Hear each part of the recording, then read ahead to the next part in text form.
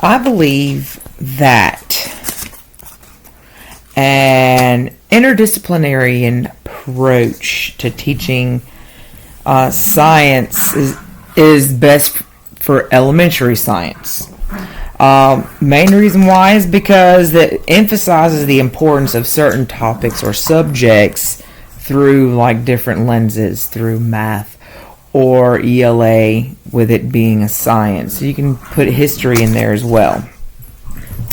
An example would be if, let's say, 5th grade students are learning about science with traits and inheritance. So they have their animals or, different animals or anything else in science that they're learning of why they are made that way when it comes to nature, camouflaging, or why they have certain features. And then in math, you can compare that with your just seeing similarities and differences of different types of problems or different ways that a word problem may be made, set up, comparing your different models and graphs whenever they're having to make bar graphs for certain things. They can see similarities and differences, so that way they could come up with a good answer.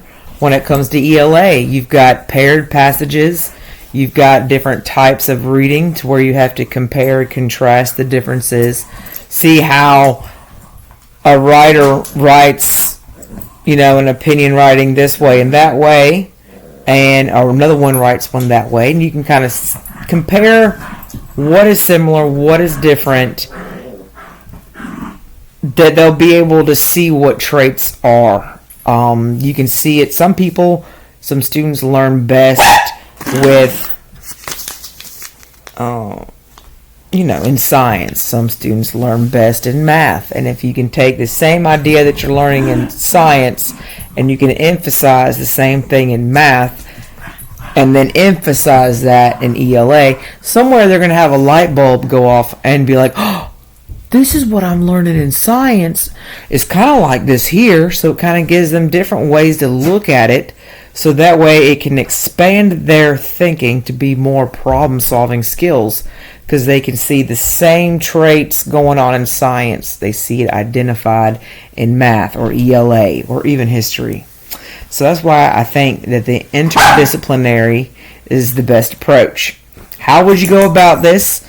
There's a lot of planning. You need to, as a teacher, you would need to plan your subjects together, the topics, and how you can correlate all this information, what you're learning in science. How is this math topic similar to that of science? Because you can refer to it using the same academic language and repeating it in a different content, so that way they understand where the connection is. It'd be, again, collaborating with other teachers that are maybe better in certain subjects, talking with an art teacher, how you can bring this up and connect it with math, a music teacher, a PE teacher. All these things can say, hey, this is what we're learning in science. What are some good ideas that I can bring into the classroom? How can I get them out of the classroom to see these similarities? How can we see it in math using graphs? Do it in a project and sharing it that way. So I guess that's like an example of what you could do, how it goes together, and how it can develop into deeper thinking and more problem-solving, critical thinking skills. And I think that's why.